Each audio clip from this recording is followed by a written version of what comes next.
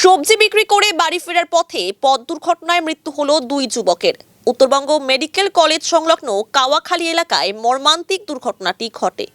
মৃতদের নাম সুজয় বিশ্বাস ও শুভদীপ মণ্ডল, ফাঁসি দেওয়ার জ্যোতিনগর এলাকার বাসিন্দা।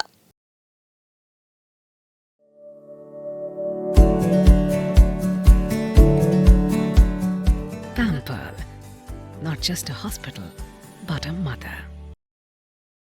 জানা গিয়েছে, প্রতিদিনের মতো মঙ্গলবার সকালে নতুন গাড়ি নিয়ে শিলিগুড়িতে সবজি বিক্রি করতে গিয়েছিলেন তারা। সবজি বিক্রি শেষ করে বাড়ি ফেরার পথে কাওয়াখালীতে তাদের অটোর মুখোমুখি সংঘর্ষ হয় কন্টেনারের। সজোরে ধাক্কায় মুহূর্তের মধ্যে ছোট গাড়িটি দুমড়ে মুচড়ে যায় এবং রাস্তার উপর ছিটকে পড়ে। দুর্ঘটনার পর স্থানীয় বাসিন্দারা দ্রুত ঘটনাস্থলে ছুটে আসেন। খবর পেয়ে ঘটনাস্থলে পৌঁছায় কাওয়াখালী ট্রাফিক আউটপোস্ট ও উত্তরবঙ্গ মেডিকেল কলেজ ফাঁড়ির পুলিশ। ঘটনাস্থলেই এক যুবকের মৃত্যু হয়। অপরজনকে গুরুতর আহত অবস্থায় উত্তরবঙ্গ মেডিকেলে নিয়ে গেলে চিকিৎসকরা তাকেও মৃত বলে ঘোষণা করে। মর্মান্তিক এই ঘটনার খবর ছড়িয়ে পড়তেই শোকের ছায়া নেমে এসেছে ফাঁসি দেওয়ার জ্যোতিনগর এলাকায়। আমরা মার্কেট থেকে আসছিলাম, ও দাঁড়িয়েছিল রাস্তায়। তা আমি আগে চলে আসছি, ঘুরে যেয়ে দেখি এরকম হয়ে গেছে সামনাসামনি বড় গাড়ির সাথে 6 চাকা। আমরা শিলিগুড়ি মার্কেটের থেকে বাড়ি যাচ্ছিলাম। ক্ষয়ক্ষতি নেই, এখন দুজনেই চলে গেছে বাড়ি। জ্যোতিনগর ফাঁসি দেওয়া। আমাদের পেঁয়াজু ছিল আর বড় 4 চাকা ছিল, 6 চাকা কন্টেনার ছিল। একজনের নাম হরিপ্রসাদ বিশ্বাস আর একজনের নাম শুভদীপ মণ্ডল। একজনের 14-15 হবে, একজনের 16-17 এরকমই হবে হয়তো। আমরা মার্কেটে সবজি খালি করতে গেছিলাম। হ্যাঁ, আমরা প্রতিদিনই যাই। না, একজন সঙ্গে সঙ্গে, একজন মেডিকেলে হসপিটালে এসে। আমার বন্ধু। অ্যাকচুয়ালি আজকে যে সকালে ঘুম থেকে উঠে যে এত একটা খারাপ দিনের খবর পাবো যে আমার এই পাড়ার দুই ভাই আজকে অ্যাক্সিডেন্ট, দিশানের সামনে শিলিগুড়ি যাচ্ছিল। খুব গরিব মানুষ, চাষ করে টোরে খায়। তো ওরা সবজি নিয়ে হয়তো মার্কেটে যাচ্ছিল। তো হঠাৎ আসতেছিল আর কি, সবজি বিক্রি করে আসতেছিল। তো আসার সময় নাকি একটা ট্রাক স্পিডে এসে ওদেরকে মেরে দেয়।